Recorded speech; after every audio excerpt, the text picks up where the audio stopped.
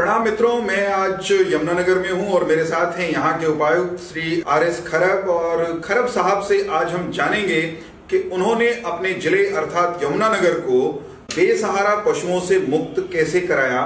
उनका दावा है कि यमुनानगर जिले में अब कोई भी बेसहारा पशु आपको नजर नहीं आएगा। सड़कों पर न गाय दिखेगी न नंदी दिखेंगे।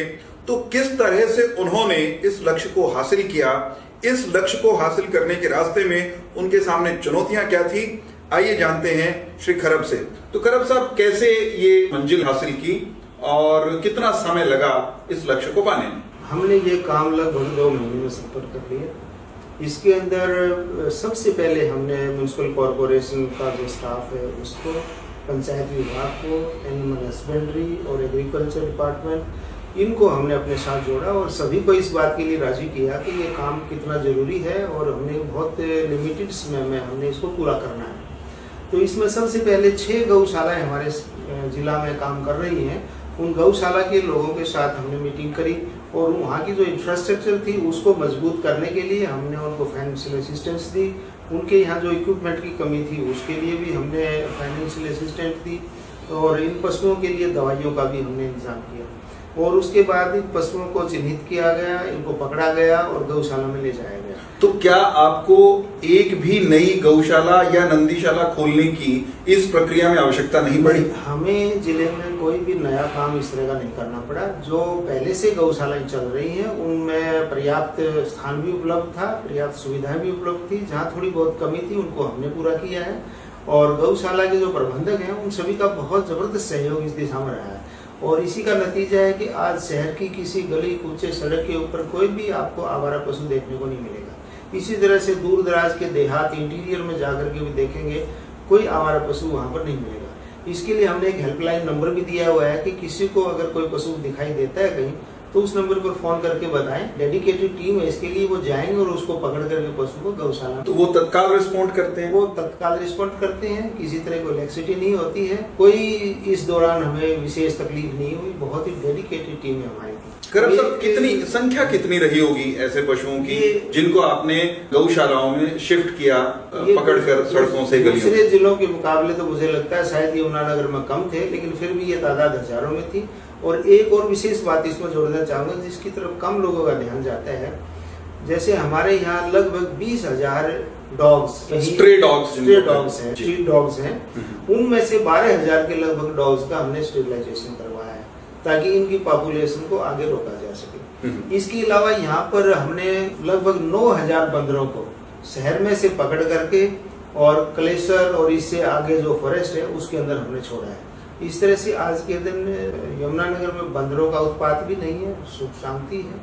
और एक और नई चीज हमने करके देखी कि यहाँ पर कुछ लोग परंपरागत तरीके से सुअर पालन का काम जी, और उनके सुअरों का शहर में एक खास किस्म की न्यूसेंस भी है। तो हमने ऐसे परिवारों का एक सर्वे करवाया।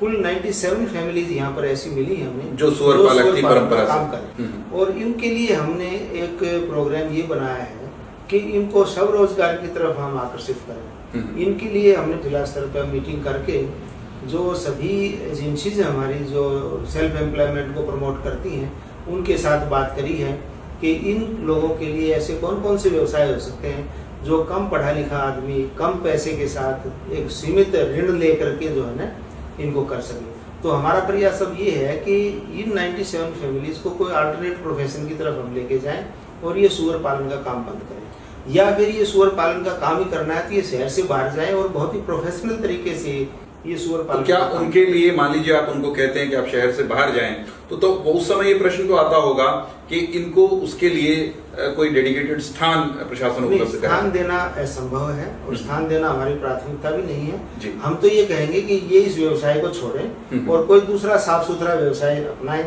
जिसमें इनका अपना भी पारिवारिक जीवन अच्छा हो और ये किसी आधुनिक तरीके से अपनी रोटी रोजी कमाने की तरफ ये परिवार बढ़े। जब आप बेसहारा गायों से शहर को, गलियों को मुक्त कराने का प्रयास कर रहे थे तो निश्चित रूप से एक सवाल ये भी आया होगा कि बहुत सारे ऐसे शहर में भी पशुपालक होंगे, दूध का काम करने वाले, छोटी मोटी डेयरियों वाले होंगे, वो अपने पशुओं को सांझ ढले दूध निकाल के सड़क पर छोड़ देते हैं, गली में छोड़ देते हैं, वो ऐसा ना करें, उसके लिए आपने क्या उपाय किए? इसके लिए केवल हमने लोगों को एजुकेट किया है और उनसे ये सहयोग मांगा है कि वो अपने पालतू पशुओं को किसी भी वक्त सड़क के ऊपर इस तरह से ना छोड़ें। मान लीजिए कोई छोड़ता है तो उस केस में हम क्या करने के अब तक हमने कोई ऐसा कानूनी तरीका या कोई सजा का तरीका या जुर्माना लगाने वाला तरीका हमने नहीं अपनाया।